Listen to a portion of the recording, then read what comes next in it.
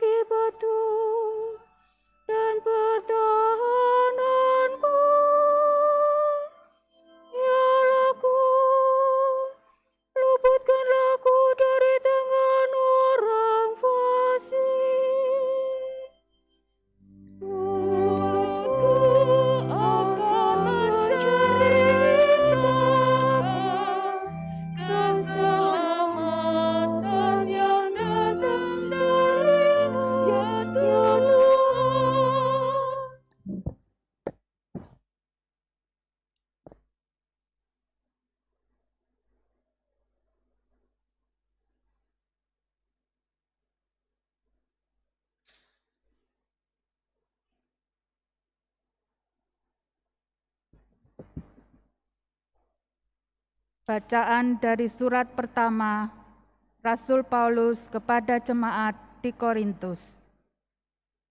Saudara-saudara, berusahalah memperoleh karunia-karunia yang paling utama. Dan aku menunjukkan kepadamu jalan yang lebih utama lagi. Sekalipun aku dapat berbicara dalam semua bahasa manusia dan malaikat, tetapi jika tidak mempunyai kasih, aku seperti gong yang bergaung atau canang yang gemerincing. Sekalipun aku mempunyai karunia bernubuat, dan aku mengetahui segala rahasia, serta memiliki seluruh pengetahuan, sekalipun aku memiliki iman sempurna untuk memindahkan gunung, tetapi jika tidak mempunyai kasih, aku sama sekali tidak berguna. Sekalipun aku membagi-bagikan segala sesuatu yang ada padaku, bahkan menyerahkan tubuhku untuk dibakar, tetapi jika aku tidak mempunyai kasih, sedikit pun tidak ada faedahnya bagiku. Kasih itu sabar, murah hati, dan tidak cemburu. Kasih itu tidak memegahkan diri, tidak sombong, dan tidak bertindak kurang sopan. Kasih itu tidak mencari keuntungan diri sendiri, tidak cepat marah, dan tidak menyimpan kesalahan orang lain. Kasih tidak bersukacita atas kelaliman, tetapi atas kebenaran. Kasih menutupi segala sesuatu, percaya akan segala sesuatu, mengharapkan segala sesuatu, sabar menanggung segala sesuatu. Kasih tidak berkesudahan, nubuat akan berakhir, bahasa roh akan berhenti, dan pengetahuan akan lenyap. Sebab pengetahuan kita tidak lengkap, dan nubuat kita tidak sempurna. Tetapi jika yang sempurna tiba, hilanglah yang tidak sempurna itu. Ketika masih kanak-kanak, aku berbicara seperti kanak-kanak, merasa seperti kanak-kanak, dan berpikir seperti kanak-kanak pula. Tetapi sekarang, setelah menjadi dewasa, aku meninggalkan sifat kanak-kanak itu.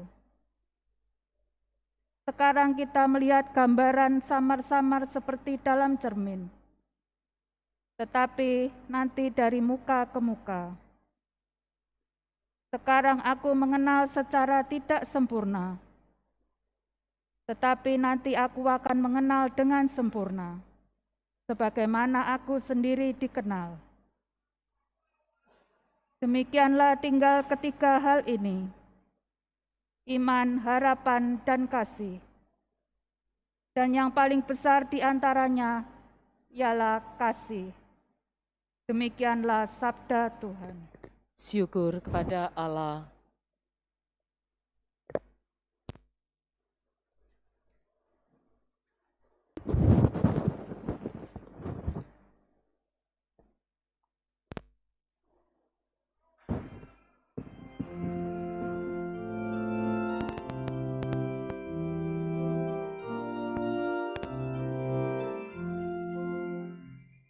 Haleluya,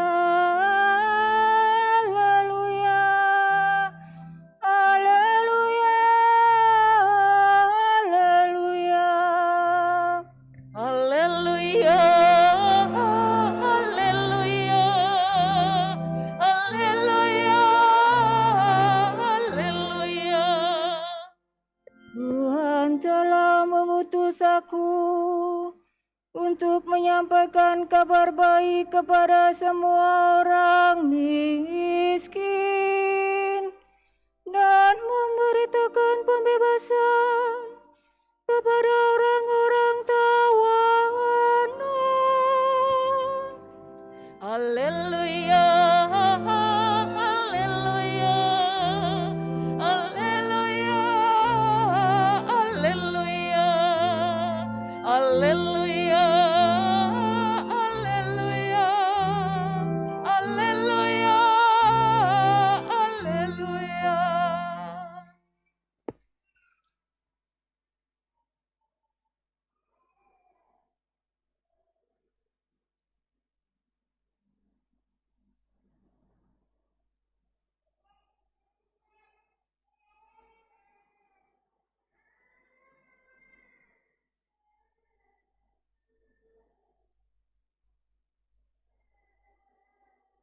Tuhan bersamamu. Dan bersama rohmu. Inilah Injil suci menurut Lukas. Dimuliakanlah Tuhan. Sekali peristiwa, Yesus mengajar orang banyak di rumah ibadat di kota asalnya, katanya, "Pada hari ini digenapilah nas kitab suci pada waktu kamu mendengarnya." Semua orang itu membenarkan dia, dan mereka heran akan kata-kata indah yang diucapkannya. Lalu mereka berkata, "Bukankah dia ini anak Yusuf?" Kemudian Yesus berkata kepada mereka, "Tentu kamu akan mengatakan pepatah ini kepadaku, 'Hai tabib, sembuhkanlah dirimu sendiri. Lakukanlah di sini, di tempat asalmu ini, segala yang kami dengar telah terjadi di Kapernaum.'" Yesus berkata lagi, "Sesungguhnya aku berkata kepadamu, tidak ada nabi yang dihargai di tempat asalnya. Lagi pula aku berkata kepadamu dan kataku ini benar.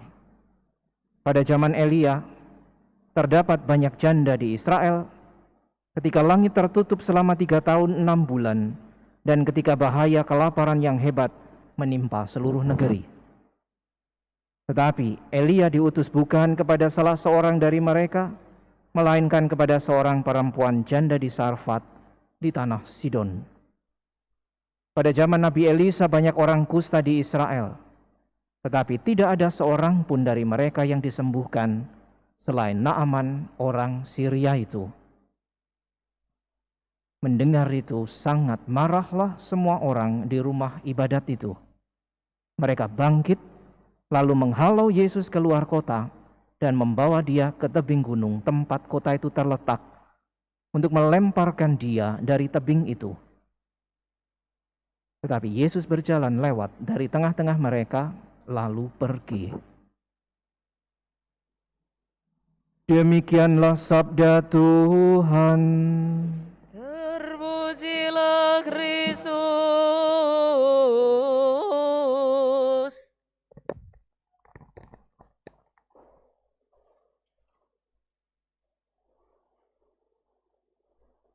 Saudara sekalian yang terkasih, kalau kita tadi mendengarkan bacaan Injil dan membayangkan situasi yang terjadi dialami oleh Yesus,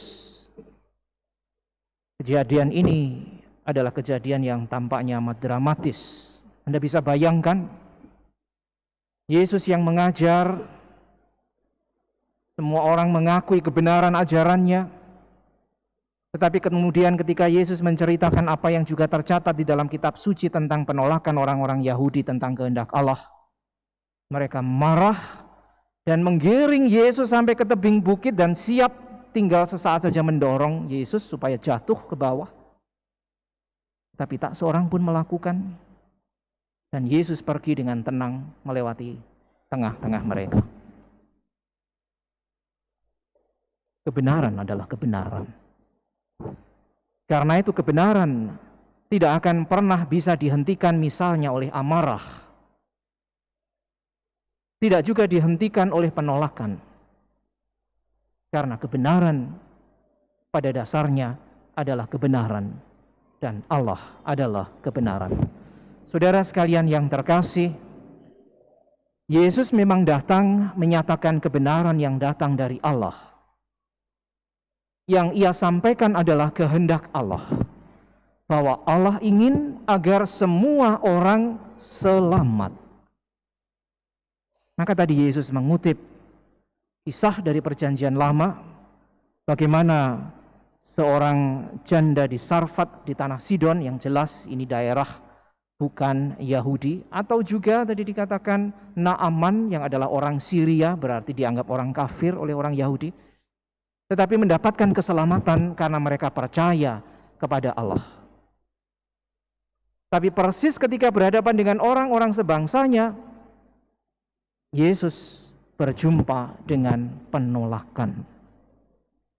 Tapi itulah gambaran bahwa kebenaran ketika dinyatakan Mungkin akan ada yang memusuhi, mungkin ada yang melawan, tetapi tidak akan pernah bisa dipadamkan. Dan Yesus berjalan dengan tenang melewati tengah-tengah mereka untuk pergi mewartakan di tempat yang lain. Saudara sekalian yang terkasih, inilah sebetulnya yang juga menjadi panggilan kita. Menjadi nabi, sebagaimana tadi juga digambarkan di dalam bacaan pertama, seperti Yesus sendiri katakan seorang nabi, adalah panggilan untuk menyatakan kehendak Allah, menyatakan kebenaran. Dan karena itu, seorang nabi akan selalu berhadapan dengan misalnya penolakan. Akan berhadapan dengan orang-orang yang mungkin merasa tidak terima karena diingatkan. Tetapi itu semua tidak akan pernah menghentikan panggilan kenabian juga yang diarahkan kepada kita. Sebagai seorang Kristiani, ketika dibaptis, kita mendapatkan tugas sekaligus panggilan ini. Menjadi nabi, menjadi raja, menjadi imam seperti Kristus sendiri adalah nabi, raja, dan imam. Kita masing-masing sebagai orang Kristiani memiliki tanggung jawab besar untuk turut menyatakan kehendak Allah di dalam hidup kita. Maka mari kita lihat bagaimana Yesus yang tidak gentar sekalipun begitu banyak orang sebangsanya melawan dan menolak dia, tetapi Yesus tetap wartakan kebenaran itu, bahwa Allah menghendaki keselamatan. Apa yang membuat Yesus berani dan tetap menjalankan tugas perutusan ini sekalipun begitu banyak orang yang menolaknya? Apa yang kita dengar di dalam bacaan yang kedua adalah dasar dari itu semua. Karena Yesus melakukan itu semua dengan motivasi kasih. Maka panggilan menjadi nabi bukanlah panggilan untuk misalnya menjadi jagoan atau sok-sokan.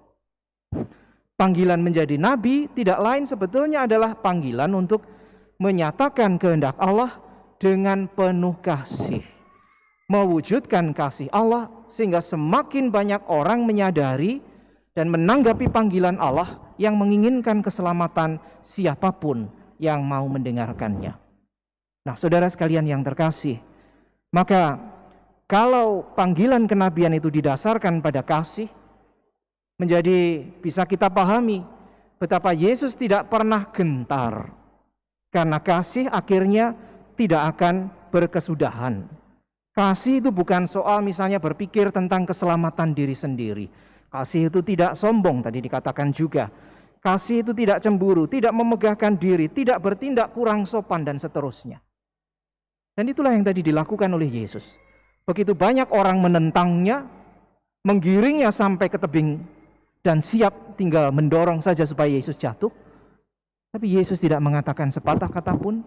Dia pergi dengan tenang, tanpa kemarahan, tanpa tindakan kekerasan, dan dia mewartakan kembali di tempat yang lain.